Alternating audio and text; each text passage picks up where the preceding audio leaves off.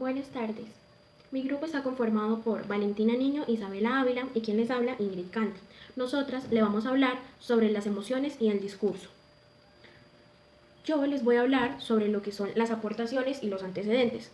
En las aportaciones dice que las emociones corresponden a experiencias corporales naturales que las personas recubren del lenguaje para poder expresarlas. Estas son subjetivas y son irracionales. También son inconscientes, son espontáneas y son más sentidas que pensadas. En una de las aportaciones, una autora, Judith Butler, dice: la construcción de las emociones es un procedimiento abierto a constantes transformaciones y a redefiniciones. Esto, como tal, las emociones no tienen una definición. ¿Por qué? Porque, como lo dice ella, están en constante cambio. Entonces, como están en constante cambio, no va a ser algo que uno diga, esto es como tal. En los antecedentes, William Lyons dice: las emociones no son más que modelos funcionales expresados en palabras. Son sentimientos dirigidos hacia afuera, que son la causa de los sentimientos. Él retomó el concepto de las emociones de Spinoza, donde dice que nosotros formamos falsas creencias acerca de nuestros sentimientos. ¿Qué pasa con esto? Cuando creamos falsas creencias, nosotros odiamos al que no debería ser odiado y amamos al que no es digno de ser amado. Esto también son sentimientos como presencia o ausencia de amor. Un claro ejemplo de esto sería cuando decimos yo a ti ya no te quiero. En este caso sería ausencia. ¿Por qué? Porque nosotros no le estamos demostrando a la otra persona que la queremos o que no la queremos o lo que sentimos hacia esa persona. Ludwig Wittgenstein dice que las emociones son solamente sentidas, que éstas no pueden ser definidas por un observador, necesariamente se tienen que sentir.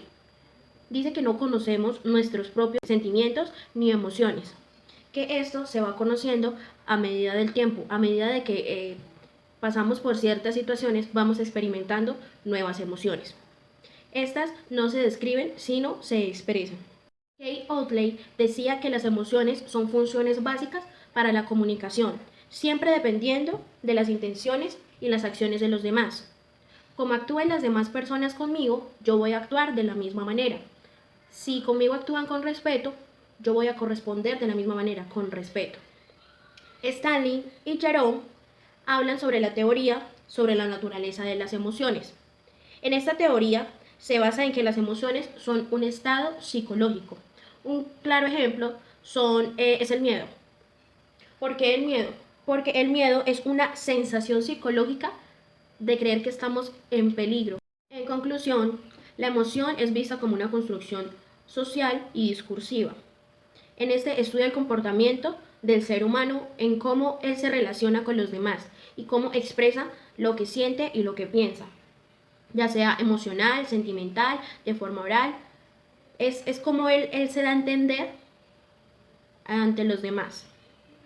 Buenas tardes, compañeros y compañeras, mi nombre es Valentina Niño y pues yo voy a continuar aquí con este capítulo. A mí me correspondió la parte de construcción y deconstrucción de una emoción. Entonces, como ya se habló anteriormente en la primera parte de este capítulo, nos dice que las emociones tienen una fuerte relación con el lenguaje. Y para complementar lo que dijo mi compañera, esto se entiende como un proceso de construcción social que solo es posible a través del lenguaje. En esta segunda parte se abordará cómo se da este proceso y cómo influye en nuestro acercamiento a esta disciplina. Entonces, bueno, nos habla de, como primera instancia, nos habla de la emoción y el lenguaje. Entonces, antes de iniciar como tal a definir en qué consiste la construcción de una emoción, detengámonos un momento a pensar qué significa hablar tanto de una emoción como de lenguaje. Bueno, hay un autor muy importante que se llama Oatley, nos dice que en 500 años de historia de escritura las emociones han sido los argumentos más interesantes. ¿Por qué? Porque como muchos ya sabemos, la emoción que más prevalece, que predomina, es el amor, que ha sido como más utilizado en todo este tiempo que llevamos de escritura. Entonces pensemos en la palabra como tal de te quiero, que es un gran ejemplo. Creo que la mayoría pues lo hemos utilizado, me incluyo, Y pues si bien esta nos sirve para expresar el amor para otra persona o hacia otra persona, ejemplos claros de esto son las novelas. Pero así como a veces se logra introducir esas emociones que queremos dar a conocer en las palabras, en dichas novelas hay autores que sí logran como tal, o sea, como que sí consiguen el hecho de transmitirlas a través de, pues, de las palabras como tal. Pero hay otros que definitivamente no lo logran tanto como se podría esperar. Bueno, por otro lado, también podemos pensar en este proceso de forma inversa. Estos autores intentan construir como tal las emociones, como anteriormente ya se dijo, a través del uso de palabras. Tratar como el tema del amor y a su vez como tal del enamoramiento, ¿sí? Entonces, no hay como tal necesidad de usted sentir como esa emoción, o sea, no hay necesidad de que exista en el individuo como esa emoción, ese sentimiento. Entonces, digamos que se intenta construir un contexto que se acople a lo que queremos dar a conocer. En este caso, pues sería el amor. Entonces, es como darle sentido a ciertas palabras para que se pueda hablar de amor como tal. Se trata de hacer del amor un performance emocional. Bueno, hay grandes actores que luchan continuamente como tal para expresar la emoción que se ha descrito con anterioridad. Y pues yo creo que eso todos lo tenemos como muy presente. Otra temática importante es cuando se trata del tema del amor con las palabras. Es decir, la buena interpretación de los signos, miradas, gestos, que son muy precarios ya que son una performance. Decimos que los gestos, miradas, signos y demás son precarios ya que existen en el momento de su actuación, es decir, en el momento que vienen expresados y luego desaparecen. Estos hacen parte del lenguaje corporal y de cómo se expresan las emociones, y la performance también pues requiere de esto. Decir te quiero se entiende como una performance emocional porque también si además de decirlo mientras la persona lo dice, se lo transmite a la otra persona, pues a la que obviamente queremos decírselo, que obviamente está siendo muy amada por lo que nosotros le estamos intentando dar a conocer, pues entonces le rodea, no sé, un ejemplo, el cuello con los brazos y le acaricia una oreja o le dice algo bonito al oído, como pues ya el ejemplo está claro que sería el te quiero. Entonces con esto quiero decir que la palabra te quiero no es solo un simple enunciado y ya, es como tú vas y le dices te quiero a una persona y ya, no. Hasta ahí no se queda, básicamente también es una expresión total del cuerpo propio, es algo más corporal que solo simplemente decirlo y ya. Entonces en el segundo apartado tenemos estudio de la construcción social de la emoción. Entonces, después de haber definido todo lo que se entiende por emociones y lenguaje, nos centraremos esta vez en los estudios de la construcción social de la emoción, y pues que este ya sería como tal el centro de este apartado. Bueno, desde el punto de vista histórico tenemos varios autores tales como Harry, Stearns, Clark, Dickinson y Wouters, que son como autores que nos plantean una teoría particular donde la construcción social de la emoción y partiendo de los estudios de la evolución, es decir, que estos autores se basaron básicamente en dicha evolución. Otra macrocategoría que es importante mencionar es la discursiva, una primera parte centrada en explicar la emoción como un recurso discursivo, y lo discursivo vendría siendo algo que está ligado con él, y pues en este caso sería el individuo. Algo así que de pronto quiero como agregar sería a esta parte como tal, sería que la evolución es social y producida siempre en estrecha relación con el lenguaje y la comunicación, y eso hay que tenerlo muy presente. El tercer apartado y último apartado de este ítem como tal que a mí me correspondió es la psicología discursiva de la emoción. Entonces, después de ya haber presentado previamente de qué manera el socioconstruccionismo ayuda a entender cómo construimos las emociones a través del lenguaje, ahora nos centraremos en los aspectos psicológicos. Bueno, hay un autor, Larson, y este autor nos dice que las emociones lo que permiten es compartir. Hay otro autor que se llama Budin y nos dice que en la psicología discursiva de la emoción el tema más importante es el uso que se le da a las emociones en el discurso, específicamente acciones y efectos que produce el discurso emotivo en los marcos relacionales. Pues como a pesar de lo que se defiende en este artículo, la psicología discursiva y el construccionismo social se han diferenciado en el enfoque, mientras que la psicología discursiva se ha centrado más en el papel del habla, es decir, hace énfasis en las relaciones sociales y en el contexto en el que se dan, es decir, en el contexto en el que se producen. Los temas psicológicos que analiza principalmente la psicología discursiva de la emoción son el estudio de las percepciones, sentimientos y pues por último de las emociones, que como ya anteriormente lo expliqué, creo que ya pues está bastante claro. Muchas gracias. Muy buenas tardes, compañeros, mi nombre es Isabela Ávila Piñeres y el día de hoy les voy a hablar sobre el postconstruccionismo de la emoción. Bueno, después de ya que mis compañeras les hayan definido qué es el lenguaje, qué es la emoción, qué es el construccionismo social, vamos a centrar nuestra atención en los estudios postconstruccionistas, los cuales en los últimos tiempos han tenido gran relevancia en las ciencias sociales. El postconstruccionismo de la emoción principalmente es desarrollado por las grandes mentes de Bourdieu y Foucault. Los teóricos postconstruccionistas rechazan los estudios de los construccionistas por explicar estructuras en las que están hechas las bases sociales.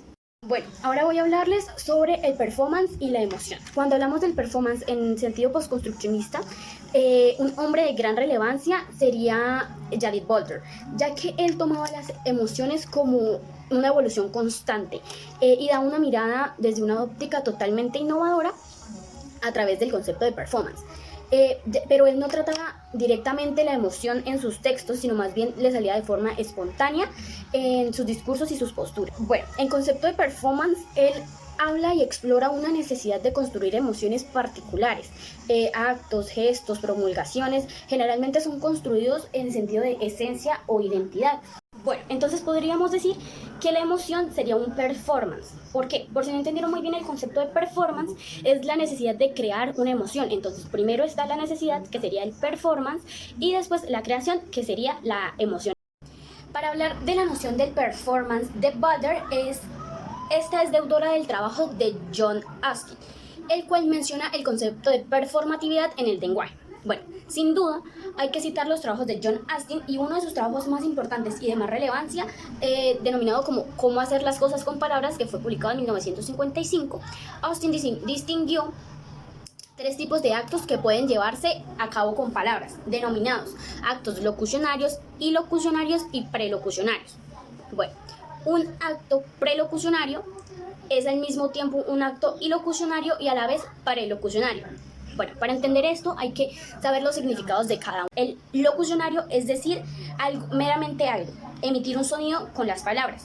El ilocucionario es el acto que se realiza al decir algo, que tiene fuerza de manifestación, el cual determina la manera que se utiliza la locución. Y por último está el prelocucionario, que se realiza al decir algo, lo que se evidencia las consecuencias o efectos que genera aquello que se ha dicho. Entonces, por ende, se dice que uno es al mismo tiempo el otro y al mismo tiempo el otro, porque cada uno depende del anterior. Pero a Boulder le interesa más el acto prelocucionario, donde decir algo produce efectos y consecuencias en los sentimientos y pensamientos o las acciones del mismo o de los otros, lo que les acabo de mencionar. Entonces, Boulder adopta y extiende la noción del performance porque le importa la fuerza y el poder que los actos y palabras producen en los cambios y las transformaciones intencionales de la persona. El concepto de performatividad de Boulder es un intento de encontrar una forma de repensar la relación en las estructuras sociales y los organismos que son individuales. En la interpretación de Boulder, la performatividad se entiende como aquello que promueve y sostiene la realización gracias a la iterabilidad o repetición sometida a ciertas normas. Las normas deben ser entendidas según lo que argumentábamos anteriormente. Debemos entender las locuciones como hechos puramente espontáneos, ya que las normas son válidas en algunos contextos. Bueno, entonces, seguimos. Boulder sostiene que el género es creado a través del performance, sugiriendo así que no es una identidad fija, sino es una serie de actos diferentes que se van constituyendo a lo largo del tiempo y el espacio, lo que les mencionaba anteriormente. Es decir, una emoción no existe antes del decir, pues al producir un discurso, la emoción aún no está, es cuando se realiza, cuando se hace. Bueno, entonces la performatividad no es un acto único, sino una repetición y un ritual que logra su efecto mediante la neutralización en el contexto del cuerpo. Eso lo dice Boulder. Pues el cuerpo no es un hecho, sino una frontera variable regulada políticamente y una práctica significativa. Entonces, podríamos decir que los actos, gestos, códigos en general son performativos, en el sentido que la esencia o la identidad pretenden expresar de otra manera los productos fabricados y sostenidos mediante signos corporales y otros medios discursivos. Esto también lo dice Butler. Bueno, esto no quiere decir que el cuerpo es reducible al lenguaje, o sea, que solamente es lenguaje, solo que el cuerpo emite el lenguaje emerge del cuerpo.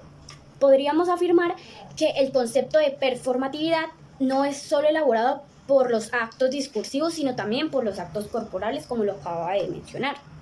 Sin embargo, la relación de los dos es bastante compleja, pero Butler estos dos lo define como el chiasmus. Esto hace que siempre exista una dimensión de la vida corporal que no puede ser plenamente representada. A esto, Butler le agrega la fuerza ilocucionaria, que sostienen cada emisión y se recibe precisamente en lo que no es separable de la fuerza del cuerpo. Recuerden que ilocucionaria es el acto que se realiza al decir algo, tiene fuerza al hacer una manifestación. Bueno, ya después de haber aclarado qué es la performance y la emoción, ahora voy a hablar sobre la performance de las emociones en el tiempo.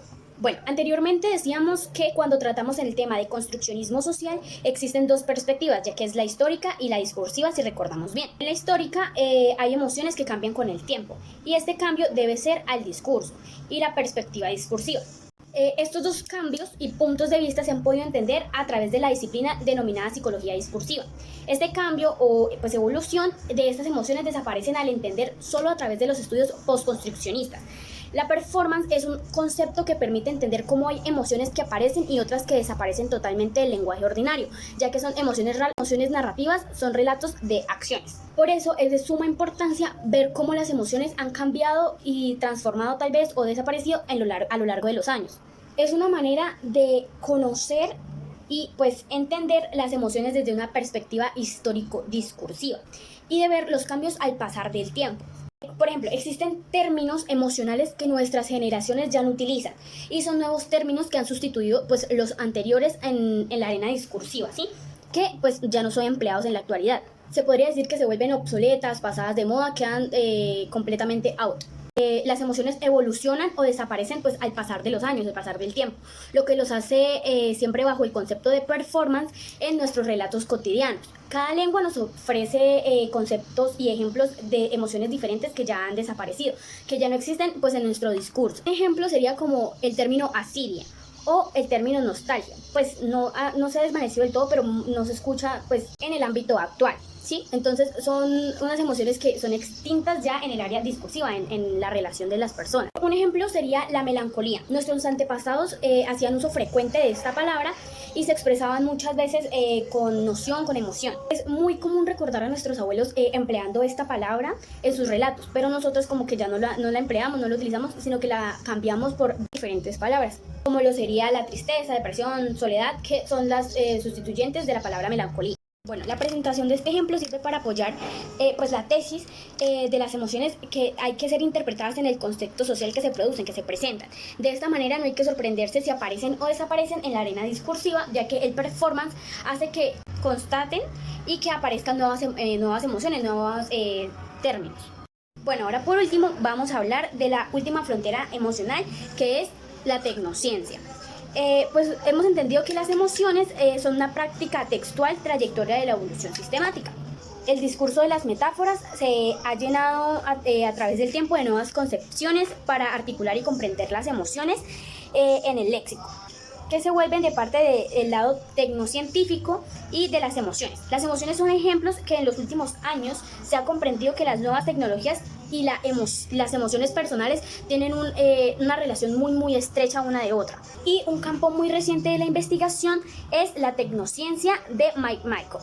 Bueno, cuando tratamos del tema de las emociones y el lenguaje, en la tecnología hay un aspecto muy importante a resaltar, que es, si nosotros nos centramos en la emoción del amor, es que nos fascina hablar con desconocidos o pues con gente que ya conocemos, pero solo a través de la pantalla podemos decirle cosas que jamás le diríamos en persona, sobre todo en la parte afectiva, en la parte de relación.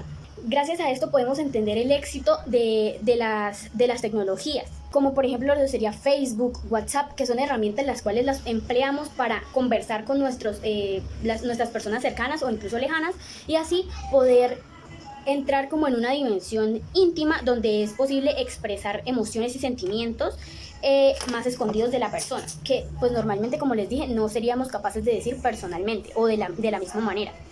Bueno, si pensamos en todo esto en términos afectivo-emocionales, podemos entender la fundamental importancia que tienen estos aspectos en las relaciones afectivas de las personas. Las tecnologías miden, cuantifican, identifican los estados emocionales y afectivos de la persona. El término de Techno-Das Embodiment, según la definición de Paul James y Freda Karlik, es que es una creciente abstracción de forma en que vivimos en nuestros cuerpos.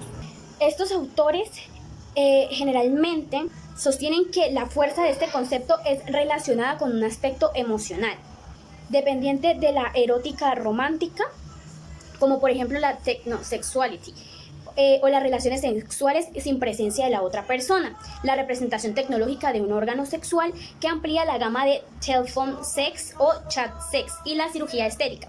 Un ejemplo así claro que les daría es de la película que recientemente vimos, la de Here, donde Theodore tenía relaciones sexuales con el sistema operativo sin tener presencia. A eso es lo que se refieren estos autores. Bueno, y por último vamos a hablar de la discusión. Para concluir, bueno, ustedes saben que, como hemos dicho a lo largo de esta exposición, en el artículo nos demostraba y nos mostraba que expresar emociones significa tener algo en común con los demás. Hemos dicho también que es un performance emocional, como por ejemplo el amor, que va cambiando a través del desarrollo histórico discursivo. En cuanto al performance, el amor siempre depende de los gestos variables y no variables, y cómo la otra persona nos responde a estos. Gracias al concepto de performance, hemos entendido que las emociones no son algo fijo, no son definidas ni estáticas, sino que van evolucionando a lo largo del tiempo y del espacio. Y esta constante iteración hacen que las emociones aparezcan y desaparezcan. Algunas olvidadas, como la nostalgia o la asidia, como lo mencionaba anteriormente, y unas nuevas como la tecnociencia, la que recientemente mencioné, considerando las emociones como una evolución constante en los discursos cotidianos, ya que son muy diferentes a las que empleaban antes a las que emplean hoy en día. Bueno, ya así por último, el performance en su acercamiento a la tecnociencia. Consideramos que es imposible hablar de tecnociencia y performance juntas sin tener en cuenta que todo este proceso para avanzar en nuestras futuras investigaciones sobre el tema de las emociones y el lenguaje son las nuevas tecnologías que se aproximan. Muchas gracias, compañeros, por su atención, espero que les haya gustado.